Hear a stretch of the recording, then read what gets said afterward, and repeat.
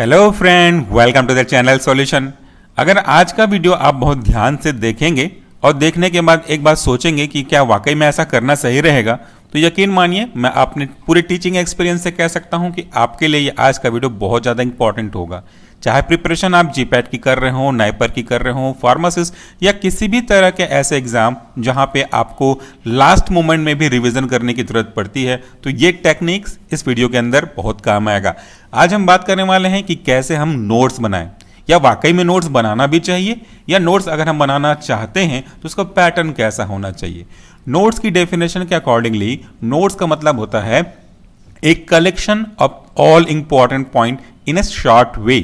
Notes दो तरह के बच्चे बनाते हैं, एक वो बच्चे जो आगे एग्जाम की तैयारी करना चाहते हैं और वो बच्चे जो पूरी लंबी लंबी बुक को पढ़ना नहीं चाहते। तरीका कोई भी हो उससे फर्क नहीं पड़ता, लेकिन दोनों में आपको एडवांटेज मिलता है, खास करके पहले वाले केस में जो आगे आने वाले एग्जाम की तैयारी भी अभी से एक साथ करना चाहते हैं। मतलब आज आपने अपने सेमेस्टर के एग्जाम की तैयारी करी, उसके अलग नोट बनाया, कल जीपैट की तैयारी करेंगे अलग नोट बनाएंगे, परसों फार्मासिस्ट की तैयारी करेंगे फिर से अलग नोट्स बनाएंगे, तो आपका तो मैक्सिमम समय इसी नोट्स बनाने में चला जाएगा। सो क्यों ना एक ऐसा काम करें जहां पे हम बनाएं एक बार, थोड़ा सा टाइम कंज्यूमिंग होगा, लेकिन इस एक बार के बनाए हुए नोट्स का यूज आप हर तरह के एग्जाम में कर सकते हैं। और ना केवल एग्जाम बल्कि आगे जाकर के अपना कैरियर अगर आप किसी भी फील्ड में बनाते हैं जहां से फार्मेसी डायरेक्टली इन्वॉल्व होगा तो भी वो आपके काम आएगा। तो आज मैं बता रहा हूं कि नोट्स बनाना है, लेकिन नोट्स को हम नोट्स के फॉर्म में नहीं बल्कि एक एल्बम के फॉर्म में बनाएं तो काफी ज्यादा इंपॉर्टेंट हो जाएगा। बट इसका मतलब ये नहीं कि आप अपने पुराने टेक्निक को छोड़ सकते हैं, ये टेक्निक उस टेक्निक में मर्ज कर सकते हैं। मैं आपको समझाता हूं पूरे प्रोसेस, वीडियो पूरा ध्यान से सुनिएगा। आप अपने स्क्रीन पे जो नोट्स देख रहे हैं पैराजीनामाइड और इथैम्ब्यूटॉल का, ये हमारा ही नोट्स है, बनाया हुआ है। ये जो दो ड्रग हैं वो हमारे एंटी ट्यूबरकुलर ड्रग को रिप्रेजेंट करते हैं।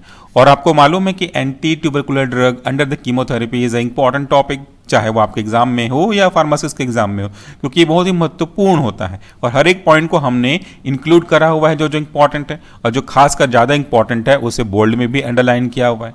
लेकिन ईमानदारी से अगर आप पूछें खुद से या मैं खुद से जवाब दूं आपके रिस्पेक्ट में, तो ये तो छोटा छोटा पैराग्राफ मैंने कन्वर्ट किया है। बुक्स में अगर आप देखेंगे तो आपको लंबे लंबे पैराग्राफ मिलेंगे, उसमें एक हिस्सा पैराग्राफ का इंट्रोडक्शन होता है और दूसरा हिस्सा उसी को एक्सप्लेन किया होता है। जबकि इस पूरे पैराग्राफ में अगर यहाँ पे अगर काउंट करें रैंडमली एग्जांपल के लिए, तो यहाँ पे अगर 10 लाइन है तो 10 लाइन में से केवल 2 या 3 लाइन ऐसा होगा जो कि आपको एग्जैक्ट मैकेनिज्म ऑफ एक्शन बोल रहा होगा, लेकिन उसके पहले के बाकी लाइन, उसके बाद के बाकी लाइन उसको सपोर्ट कर रहे होंगे। सो नोट जब हम बनाते हैं तो हमको टू दी पॉइंट लिखना होता है, कोई इंट्रोडक्शन लगाने की कोई जरूरत नहीं है। उस पॉइंट का सबसे मेन चीज क्या है, जो स्पेसिफिकेशन है उसको 1 2 3 4 5 इस तरह के पॉइंट्स में लिखें। बाकी एक्सप्लेनेशन तो आप खुद से अपने लैंग्वेज में कर सकते हैं। और दूसरी चीज क्या है, यहां पे आप देखिएगा पूरा फिर समझ में आ जाएगा। अगर उसको शॉर्ट भी करते हैं, अगर कुछ बच्चे नोट्स के फॉर्म में पॉइंट के फॉर्म में नहीं करते हैं तो भी शॉर्ट करने के बाद वो इतना छोटा तो बन ही जाएगा। लेकिन अगर मेन एग्जाम में आप समय जाने वाले हैं, एग्जाम देने की तैयारी कर रहे हैं, आधा घंटा 1 घंटा बचा हुआ है, तो मुझे नहीं लगता कि ये किसी के लिए भी, मेरे लिए भी पॉसिबल नहीं है कि मैं ऐसे लंबे लंबे पैराग्राफ को, यहाँ पे एक है लेकिन नोट्स तो पूरे बहुत सारे होंगे ना, सबको मैं पैराग्राफ पढ़ पाऊं। This is not possible, at least मेरे लिए तो पॉसिबल नहीं है। हो सकता है और भी अच्छे स्टूडेंट हो, इंटेलिजेंट, वो कर सकते हैं, बट मेरे से नहीं हो सकता। ना मैं कर पाता था और ना अभी कर पाऊंगा कि 1 घंटे में कितने सारे पेज को मैं एग्जैक्टली रिवाइज कर पाऊं। तो इस प्रॉब्लम का सॉल्यूशन क्या है, एक प्रॉब्लम पहले और देख लीजिए। ये तो 2 ड्रग के एग्जाम्पल हो गए, यहाँ पे 2 ड्रग और हैं, स्ट्रेप्टोमाइसिन और फ्लोरोक्विनोलोन्स। ये स्ट्रेप्टोमाइसिन और फ्लोरोक्विनोलोन्स आपके एंटी ट्यूबरकुलर ड्रग में इंक्लूड तो हैं, साथ साथ आपके जनरल कीमोथेरेपी में भी यूज हो रहे हैं, क्योंकि हम जानते हैं कुछ ड्रग ऐसे होते हैं जो स्पेसिफिक प्रॉब्लम के लिए ही यूज होते हैं। जैसे आपका रिफाम्पिसिन, ये केवल ट्यूबरक्लोसिस में काम आएगा, बाकी जगह किसी अदर इन्फेक्शन में काम नहीं आएगा। सो यहाँ पे मैकेनिज्म ऑफ एक्शन में कई चीजें इंपॉर्टेंट होती हैं कि आपका स्ट्रेप्टोमाइसिन क्या है, उसका बाइंड करने का जगह क्या है, किस पे अफेक्ट करेगा और किसकी अलग अलग स्ट्रेंथ होती है। तो ये सारे इंपॉर्टेंट पॉइंट है जिनको इस पैराग्राफ में इंक्लूड किया हुआ है। और जो मेन चीज होती है उसको हमने बोल्ड पे किया है कि आपका जो फ्लोरोक्विनोलोन्स है वो रेप्लिकेशन को डीएनए गायरेज और टोपोइसोमरेज 2 और टोपोइसोमरेज 4 को अफेक्ट करता है, तो ये उसकी खास बात है।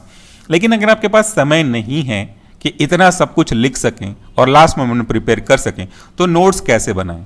अच्छा, मैं आपको एक चीज और दिला दूं, मैंने कहा कि वीडियो पूरा सुनिएगा तभी आपके काम का है।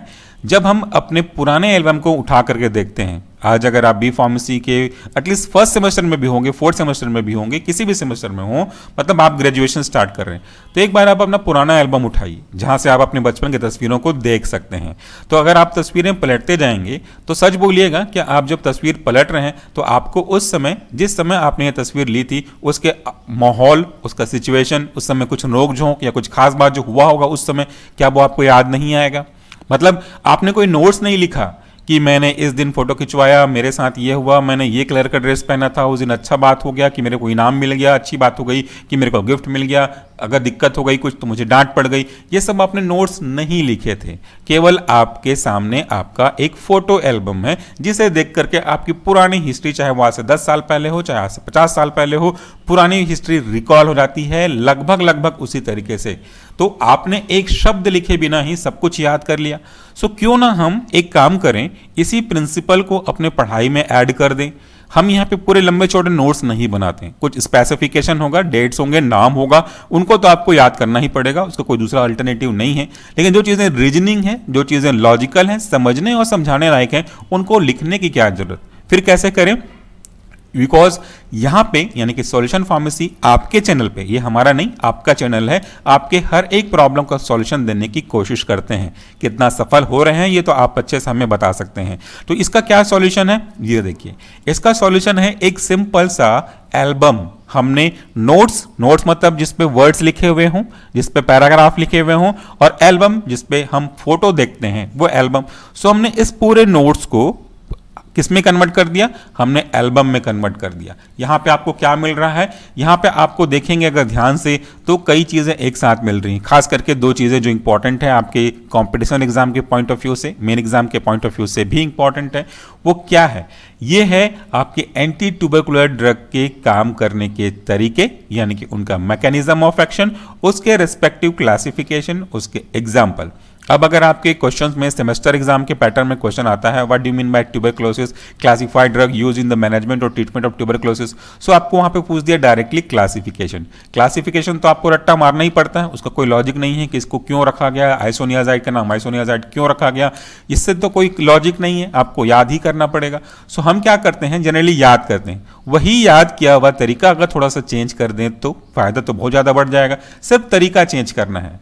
ये देखिए हमने यहां पे क्या किया है, जितने भी एंटी ट्यूबरकुलर ड्रग हैं उनको उनके रेस्पेक्टिव मैकेनिज्म ऑफ एक्शन कह लीजिए या साइट ऑफ एक्शन कह लीजिए, उसके हिसाब से डायग्राम बना करके डिनोट किया है, साथ ही उसके नीचे उसके एग्जाम्पल लिख दिए हैं। तो आपके क्वेश्चन क्या था? क्लासिफिकेशन। तो क्लासिफिकेशन तो ऑटोमेटिकली बन गया, जैसे सेल वॉल सिंथेसिस इनहिबिटर, इसके अंदर का एग्जाम्पल है आइसोनियाजाइड, साइक्लोसेरिन, इथेम्ब्यूटॉल, इथियोनामाइड, प्रोथियोनामाइड। ये आपने याद कर लिया, लेकिन तुरंत आपको इस ड्रग का ये डायग्राम देख करके समझ में आ जाएगा कि ये जो सेल वॉल इनहिबिटर है भाई, वो कहाँ पे काम कर रहा है? ये हमारा सेल वॉल है, मतलब ये सेल वॉल पे काम कर रहा होगा। दूसरा, अगर आप याद करते हैं क्लासिफिकेशन, डीएनए गायरेज इनहिबिटर, मतलब एक ऐसा ड्रग जो कि डीएनए गायरेज को, जिसका काम होता है सुपर कॉइलिंग को ठीक करना बैक्टीरिया के रेस्पेक्ट में, उसको इनहिबिट करना ताकि बैक्टीरिया ट्विस्ट एंड टर्न में ही फंस के रह जाए और उसका survival, replication, multiplication, transcription, recovery, cell division ना हो सके। तो उसके एग्जाम्पल आपने याद किया है, लेवोफ्लॉक्सासिन, मॉक्सीफ्लॉक्सासिन, गीटाफ्लॉक्सासिन। तो ये कैसे काम करेगा, उसका मैकेनिज्म, यहाँ पे अगर आप देखेंगे कि ये एरो लगा हुआ है, ये डीएनए है, ये डीएनए गायरेज है जिस वन, और ये सुपर कॉइलिंग को ठीक कर रहा है, तो आपको समझ में आ जाएगा कि डीएनए गायरेज यहाँ पे काम कर रहा है। अगर ये नहीं होता तो ट्विस्टिंग होती, इस तरह से सुपर कॉइलिंग होती और उससे काम नहीं चलता। तो हमने बिना कोई एक्स्ट्रा एफर्ट लगाए उसके डायरेक्शन के हिसाब से उसका मैकेनिज्म लिख लिया।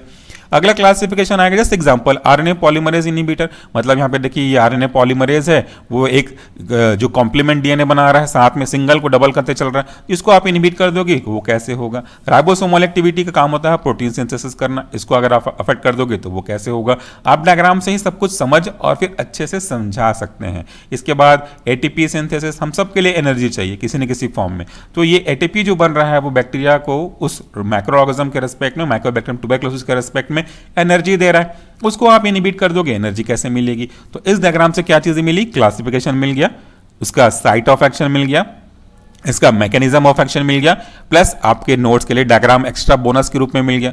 आपसे क्वेश्चन पूछा था क्लासिफिकेशन, वो तो डायरेक्ट क्वेश्चन है, बना लिया आपने। लेकिन अगर आपसे क्वेश्चन पूछ ले कि right mechanism of action of ethambutol in respect to tuberculosis, फिर कैसे करेंगे? अगर आपको ये क्लासिफिकेशन याद होगा, अगर आपको ये डायग्राम याद होगा, तो आप देखेंगे कि किसमें कहाँ है इथेम्ब्यूटॉल, दिख गया इथेम्ब्यूटॉल यहाँ है। ये इथेम्ब्यूटॉल कौन से क्लास को रिप्रेजेंट कर रहा है? Cell wall synthesis inhibitor. ये कहाँ पे काम कर रहा है? सेल वॉल पे। तो इसी तरीके से आप याद कर लेंगे। ऐसे ही अगर आपसे पूछ दिया कि लेवोफ्लॉक्सासिन का लिखिए, लेवोफ्लॉक्सासिन डीएनए गायरेज यहाँ पे काम कर रहा है, तो ये एक एल्बम जो है आपको पूरा याद कर देगा। और as per the psychological theory, हम चीज़ों को जो पढ़ते हैं केवल, वो उतनी याद नहीं रहती जितना कि हम चीज़ों को देखते और सुनते हैं। तो यहाँ पे तो इमेज में आप सुन नहीं पाएंगे, केवल देख पाएंगे। तो इमेज जो है, अगर आप लास्ट मोमेंट में देखते हैं और एग्जाम में जाते हैं, तो एग्जाम हॉल में जब आप आंख बंद करके रिकॉल करेंगे, इमेज सबसे पहले आएगा, ना कि टेक्स्ट जो कि पैराग्राफ के फॉर्म में लिखा हुआ था। ये एक तरीका हो गया। आगे बढ़ते हैं। यह है हमारा एंटी बैक्टीरियल ड्रग का क्लासिफिकेशन केडी त्रिपाठी का, यानी कि एंटीबायोटिक ड्रग्स यूज होते हैं अलग अलग तरीके से।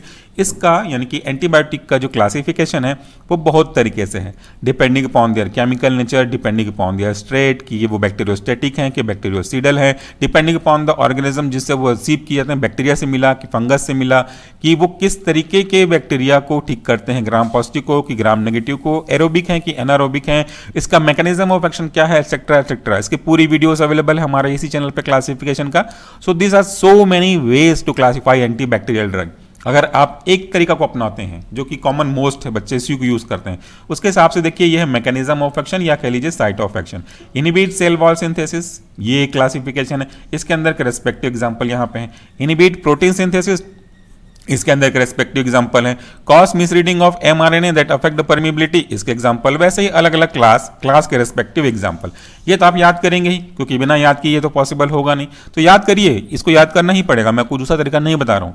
लेकिन इस तरीके को थोड़ा सा टर्न कर दें तो, मतलब बहुत ज्यादा अट्रैक्टिव बना दें तो, एक थाली है, थाली में खाना रखा है, उसको बस ऐसे निकाल के दे दीजिए, वो एक अलग बात है। और उसको सिस्टमिक तरीके से वही चीज़ है, हर एक चीज़ बस रिप्रेजेंट करने का तरीका अगर आप चेंज कर देंगे तो वो कुछ इस तरीके से अट्रैक्टिव बन जाएगा।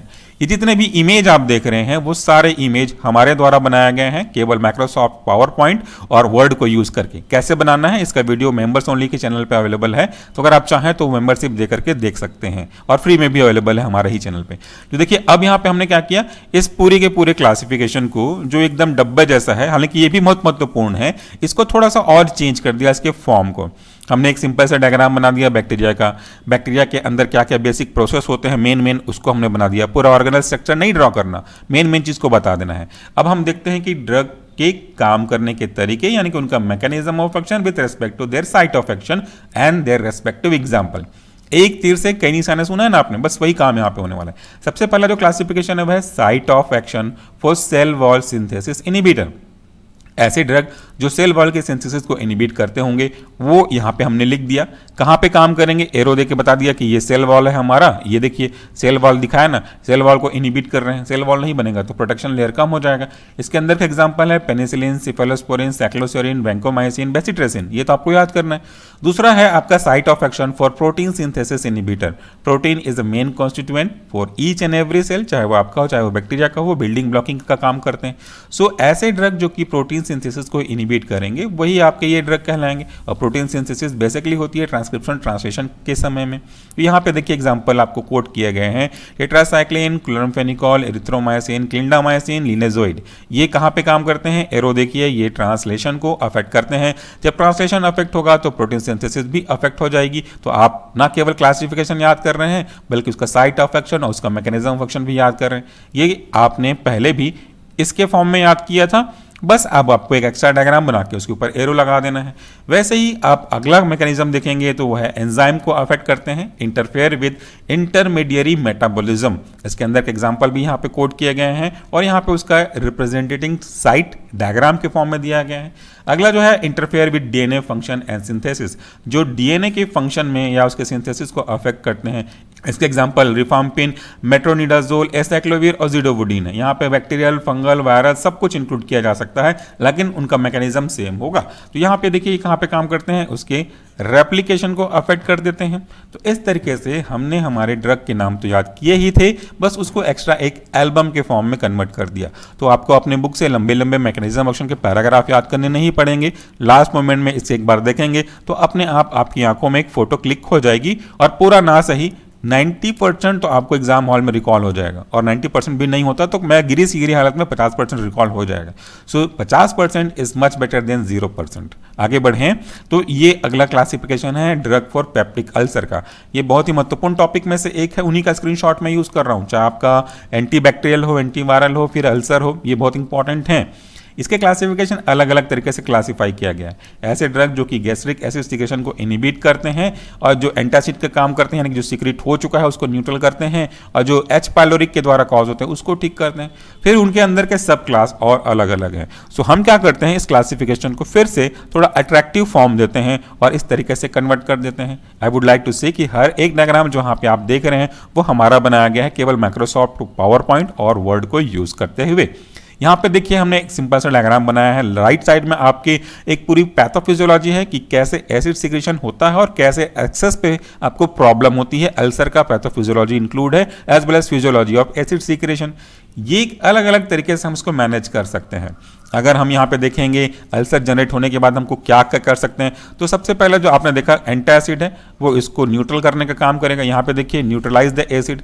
अल्सर प्रोटेक्टिव है, जो सक्राल्फेट है एक कवर बना लेगा। एंटीबायोटिक्स है जो एच पाइलोरिक को खत्म करने का काम करेगा, इसके पहले भी आपने देख लिया था। H2 हिस्टामिन इनिबिटर है जो H2 को यानी कि हिस्टामिन को अफेक्ट करेगा, उसके कारण से आपके एक्सेसिव एसिडिफिकेशन कंट्रोल हो जाएंगे। एग्जाम्पल जो आपने याद किया है सिमेटिडीन, रेनिटिडीन, फेमोटिडीन। उसके बाद देखिए सबसे इंपॉर्टेंट में से एक वह आपका proton pump inhibitor. Proton pump inhibitor मतलब एक ऐसा इनिबिटर जो किसको इनिबिट कर रहा होगा, प्रोटॉन पंप को। Proton means H+ charge. तो यहाँ पे देखिए ये H+ चार्ज जो अवेलेबल हो रहा है ताकि आगे जाकर के ये आपके बॉडी में प्रेजेंट Cl- के साथ कोलैबोरेट करे और फाइनली ये HCl बना लेगा। ये HCl बनाएगा तो यही तो फिर पैरेटल सेल से रिलीज होगा, फिर दिक्कत करेगी। तो जब हमारे पास H ही नहीं आएगा तो ये Cl से बाइंड कैसे होगा, और जब Cl- से बाइंड नहीं होगा तो HCl का फॉर्मेशन कैसे होगा। तो इस तरीके से हम समझ भी सकते हैं और समझा भी सकते हैं। एंटासिड नहीं रोकेगा बनने को, एंटासिड बन चुके को न्यूट्रल करेगा, जबकि हम H+ की अवेलेबिलिटी को रिड्यूस कर रहे हैं तो एसिड के बनने के चांस को भी रिड्यूस कर दे रहे हैं। हमने क्या किया एक्स्ट्रा, हमने क्लासिफिकेशन तो याद किया ही किया था, हमने बस एक एक्स्ट्रा डायग्राम बना दिया और उस डायग्राम पे एक एरो खींच दी। तो ये सबको इमेज बना बना करके अगर आप अपने एक नोटबुक में रखते हैं टॉपिक वाइज, यूनिट वाइज, तो लास्ट मोमेंट में आपके पास भले ही 1 घंटा बचा हो, आधा घंटा बचा हो, तो आप केवल पन्ना पलटाएंगे तो आपको एक एक फोटो क्लिक होती जाएगी। जैसे हम स्कैन करते हैं ना PDF स्कैनर से अपने नोट्स को, बस उसी तरीके से आपके दिमाग में स्कैन होता चलेगा। कुछ तो दिमाग में आइडिया आएगा कि ऐसा डायग्राम था कि एरो जा रहा था, एरो को हम रोक रहे थे, H प्ले, तो बस इतना भी अगर याद आ जाता है ना तो उसको आप अच्छे से एक्सपेंड कर सकते हैं। आगे बढ़ते हैं। Anti retroviral drug, virus drug हो चाहे एंटी रेट्रोवायरस ड्रग हो, कैटेगरी सेम है इनकी। This is a vast variety of category. जब कीमोथेरेपी पढ़ते हैं ना तो कैटेगरी अलग अलग कई तरीके की हो सकती है डिपेंडिंग अपॉन द नीड्स। तो हमने इसको भी चेंज कर दिया है उसी पैटर्न में जैसे हमने बैक्टीरिया क्लासिफिकेशन को किया था। इसमें से हर बार क्वेश्चन आता है कि कौन सा वायरल की एंट्री को इनिबिट करता है, कौन सा अनकोटिंग को, कौन सा इसके ट्रांसक्रिप्शन को, कौन सा इसके इंटीग्रेशन को, कौन सा इसकी असेंबली को, कौन से इसके रिलीज को, या वायरस के रेप्लिकेशन के कौन कौन से स्टेप होते हैं, ये क्वेश्चन पूछ चुका है ऑलरेडी। सो यहाँ पे एक डायग्राम हमने बनाया है पूरे थ्योरी को, पूरे मैकेनिज्म को, पूरे ड्रग को याद करवाने के लिए। प्रोसेस अगर आप देखना चाहेंगे तो 1 2 3 4 5 6 7 8 1 से लेकर के 8 तक के स्टेप में दिया है कि कैसे फ्यूज होगा, कैसे अटैच, कैसे unquote, reverse transcription, packaging, assembling, transcription, फिर फाइनली बडिंग और रिलीज। ये हर चीज हमने स्टेप बाय स्टेप बताया है। फिर कौन से ड्रग ऐसे हैं जो किस स्टेप पे अफेक्ट करते हैं, उसके नाम, उसके साइट ऑफ एक्शन, उसके एग्जांपल दिए कि फ्यूजन को इनिबिट करने वाला ड्रग कौन सा है, आपका एन्फ्यूरिडाइड। और आपका एमेंटाडिन कहाँ पे काम करता है, यहाँ पे काम करता है। रिवर्स ट्रांसक्रिप्शन इनिबिटर जिडोवुडीन कहाँ पे काम करता है, यहाँ पे देख लीजिए, क्योंकि रिवर्स ट्रांसक्रिप्शन हो रहा है दैट मीन्स वायरल RNA से वायरल DNA बन रहा है, तो इसको हमारा ड्रग इनिबिट कर रहा है। वैसे ही इंटीग्रेशन जो कि आपके होस्ट के DNA के साथ जुड़ जाता है, ये वाला स्टेप देखिए, इसको इनिबिट कर रहा है। बडिंग, पैकेजिंग, असेंबलिंग, इनको हम इनिबिट कर रहे हैं, फिर फाइनली रिलीज को हम इनिबिट कर रहे हैं। सो मेरा कुल मिलाकर के कहने का मतलब यही है कि आप थ्योरीज को, लंबे लंबे पैराग्राफ को ना याद करें, ना रट्टा मारें और ना ही एज इट इज नोट्स बना लें, क्योंकि मैक्सिमम स्टूडेंट्स ऐसे हैं जो बुक को देख देख के लिख देते हैं पूरा पैराग्राफ और वो उनका नोट्स कहलाता है। भाई वो नोट्स नहीं है यार, वो बुक को कॉपी करके कॉपी बनाना है, मटेरियल सेम है, बुक्स उठा के कॉपी में डाल दिया, वो थोड़ी ना नोट्स होता है।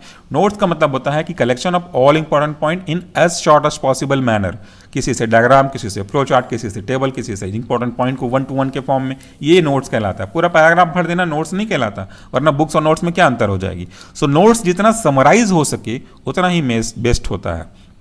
आगे देखिए, इससे तो आप कुछ सब कुछ समझ जाएंगे। मैंने आपको समझाने के लिए ये इमेज डाला हुआ है, ये बुक का डायग्राम, बुक का स्क्रीनशॉट है, page number 86, anti microbial agent, KD Tripathi का 8th एडिशन है। इसमें हम एंटीवायरल ड्रग के रूप में इंटीग्रेस इनहिबिटर देखेंगे। तो ये पूरा पैराग्राफ है इंटीग्रेस इनहिबिटर के ऊपर, और इस पैराग्राफ का शॉर्ट में मैंने स्क्रीनशॉट लिया हुआ है, और ये जो आप राइट साइड में देख रहे हैं इसी का जूम वर्जन है, नया नहीं, यही पैराग्राफ है ये, और इसका जूम है। अब ये पूरा पैराग्राफ आप पढ़ के देखिए, क्या आप पढ़ पाएंगे? आपके उस मोमेंट पे जहां पे आपके आधे घंटे बाद या 1 घंटे बाद एग्जाम होने वाला है, आप नॉर्मल टाइम में भी इसको पेशेंसली नहीं पढ़ पाएंगे, और जब आधे घंटे बाद एग्जाम होना है तो उसकी एंजाइटी जो है, उसका नर्वसनेस है, वो आपको एक एक पैराग्राफ पढ़ने की अनुमति नहीं देगा। और अगर आप पढ़ भी लोगे तो मुझे नहीं लगता कि वो चीज़ अच्छे से पढ़ पाएंगे कि आप याद रख सकें।